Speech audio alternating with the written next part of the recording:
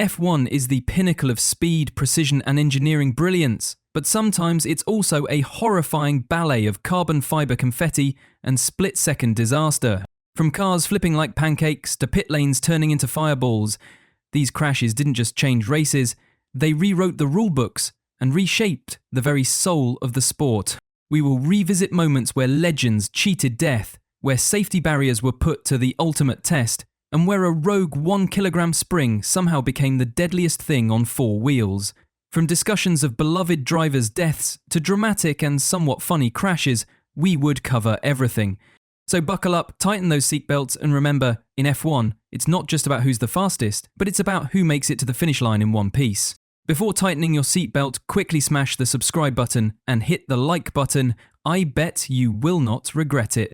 Ayrton Senna, 1994 crash. I believe almost every F1 fan knows about Ayrton Senna's crash and death, but our list of horrific crashes couldn't start without mentioning his crash. It was May 1st, 1994 when the race began in chaos. A start line accident sent debris into the crowd, a safety car neutralised the race for several laps, frustrating Senna, whose car had been difficult all weekend due to the new regulations banning active suspension. When the safety car pulled in and racing resumed, it happened almost immediately. On lap 7, at the infamous Tamburello corner, Senna's car suddenly left the racing line and shot straight into a concrete wall at 192 miles per hour. The car disintegrated on impact. A piece of the suspension pierced Senna's helmet and his head slumped. Senna bateu forte. Ali na Tamburello. A batida muito forte. Medics rushed toward him, and fans saw in horror how his head was flipping violently in every direction, and all of a sudden, he stopped moving.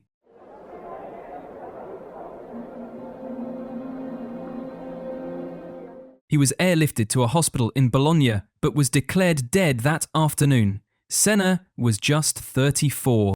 Nico Hulkenberg 2018 crash. It was 2018, the place was Abu Dhabi, cars were at turn 9, when F1 fans saw Nico's car flipping in the air.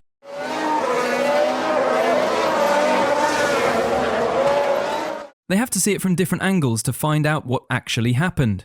On the opening lap at Yas Marina, Hulkenberg and Romain Grosjean collided in the tight chicane.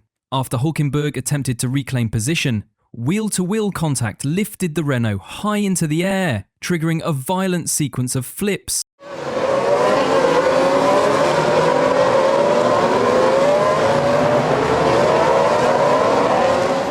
Hulkenberg's Renault somersaulted through the air nearly 1.5 rotations before slamming upside down against the tyre barrier. Flames erupted from the rear bodywork immediately after impact.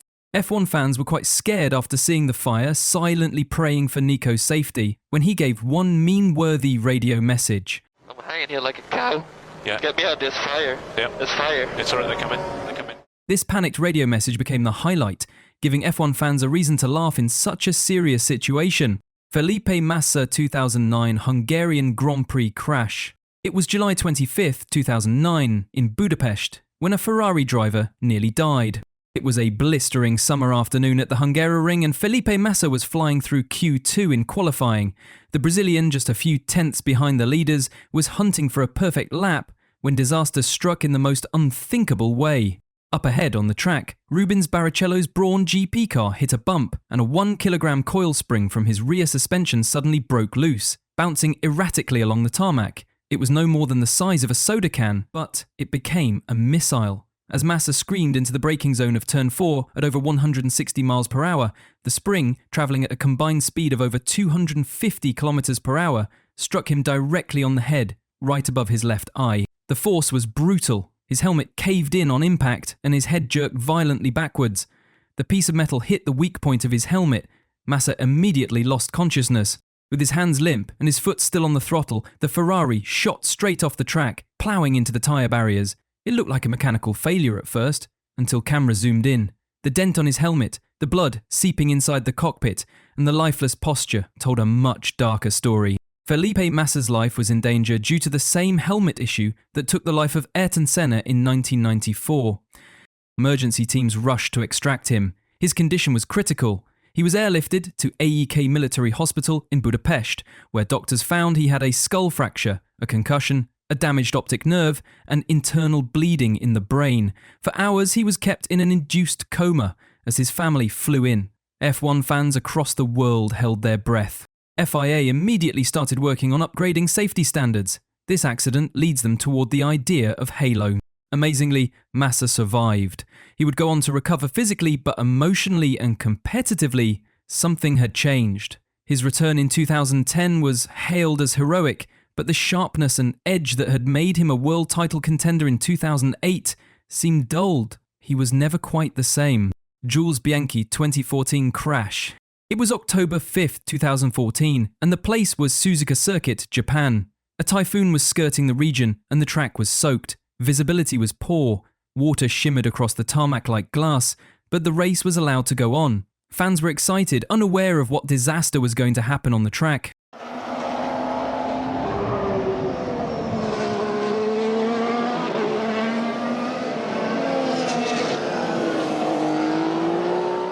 On lap 43, Adrian Sutil lost control at the treacherous Dunlop curve and slammed into the barrier.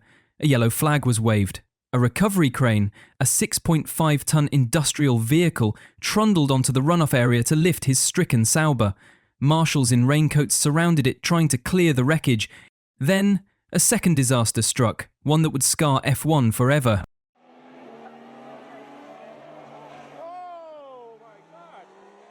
Jules Bianchi, driving for the underdog Marussia team, came hurtling into the same section at over 130 miles per hour. With a mix of standing water and poor visibility, he lost grip and aquaplaned off the track, straight into the side of the crane.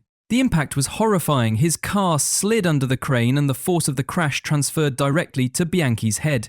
Immediately, everything became eerily quiet. Just marshals waving red flags and medical teams racing to the scene. Jules was airlifted to the hospital, and unfortunately his fate was different from Massa's. He was placed in a coma with severe diffuse axonal brain injury. For 9 long months he remained unconscious as the motorsport world watched in hope and dread. On July 17, 2015, Jules Bianchi passed away in Nice, France, the first driver to die from race injuries in F1 since Ayrton Senna in 1994. He was just 25 years old. Jaguanyu horror flip at Silverstone. It was July 3rd, 2022, when George Russell started a series of multi-car collisions, making everyone's breath hitch. On the opening lap at Silverstone, Pierre Gasly attempted to thread the needle between George Russell and Zhou Guanyu. Russell moved late and clipped the back of Gasly's car. This sent Russell straight into Zhou's Alfa Romeo, launching Zhou's car into the air. The contact was brutal and instantaneous. Nicholas Latifi gets in between him and George Russell. Gasly backs out. There's the initial content. That's where the car then is upside down onto the gravel, and then it flips. His car rotated mid-air and landed upside down, sliding perilously across the track and into the gravel trap, without dramatically losing speed. With the momentum still carrying, the inverted Alfa Romeo launched over the tyre barrier, flipped roughly 540 degrees, and slammed into the catch fencing at high speed, mere feet from the grandstands.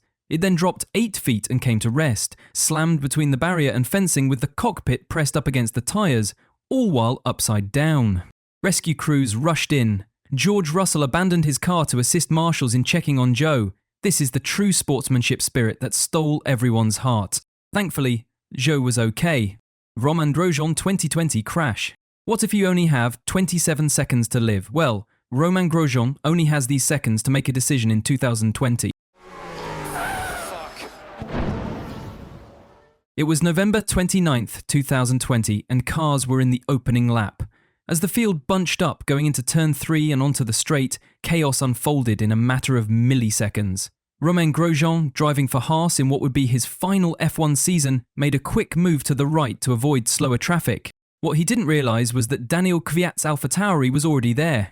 In a blink, the right rear of Grosjean's car clipped Kvyat's front left, and then silence shattered into hellfire. At 119 miles per hour, Grosjean's Haas VF20 speared across the track and pierced through the steel Armco barrier, something modern F1 cars were never supposed to do. The front half of his car was wedged into the barrier. The rear, including the power unit and fuel cell, tore away and exploded into a fireball. I saw the fireball. I couldn't believe that this could happen in modern Formula 1 cars. Flames erupted instantly. It looked like something out of a movie. A jet of orange fire burst skyward. The chassis was engulfed. Haas's garage was shocked and weeping.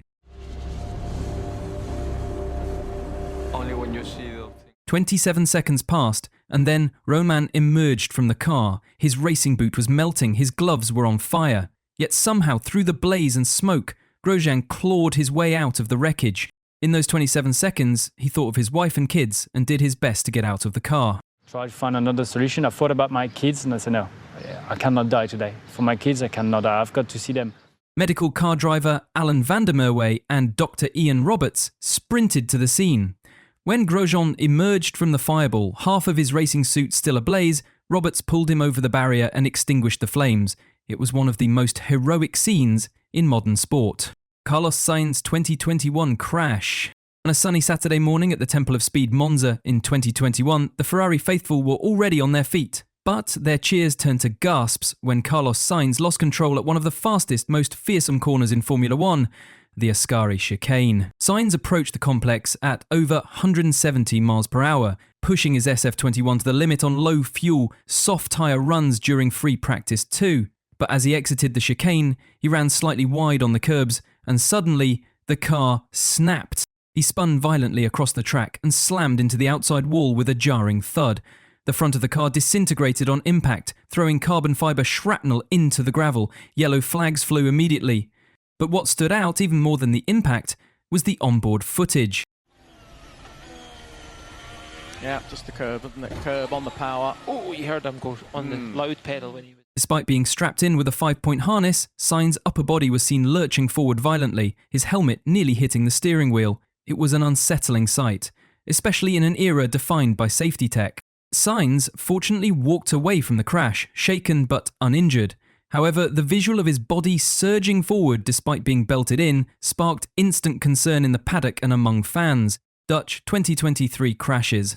At the 2023 Dutch Grand Prix, held at the tight, twisty roller coaster of Zandvoort, the second free practice session became an unexpectedly pivotal moment in the careers of two Australians, Oscar Piastri and Daniel Ricciardo, but for very different reasons. The session had just begun to settle into a rhythm when the young rookie Oscar Piastri found himself caught out by the circuit's most deceptive corner, Turn 3. In greasy, low-grip conditions, and with only slight throttle input, Piastri's McLaren suddenly snapped around. The car pirouetted slowly and harmlessly into the outside barrier, lightly brushing the tyre wall. It was a minor misstep, the kind every driver experiences at some point. But for Piastri, it was his first real oops moment in front of the F1 world. So into turn 3, Piastri, that's happened. It was the meme-worthy moment as we all got the cutest crash of this ever-composed Aussie. Lando Norris must have laughed in his car, but no one knew this cute accident would set the stage for something far more serious.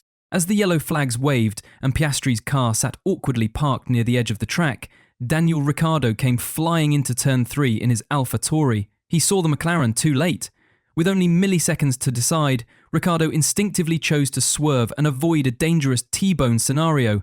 But in doing so, he couldn't slow down enough, and the car understeered straight into the concrete wall. The impact was sharp and jarring, but it was what happened inside the cockpit that was truly devastating. Have had Piastri in the middle of, but Yeah. yeah, I think it was.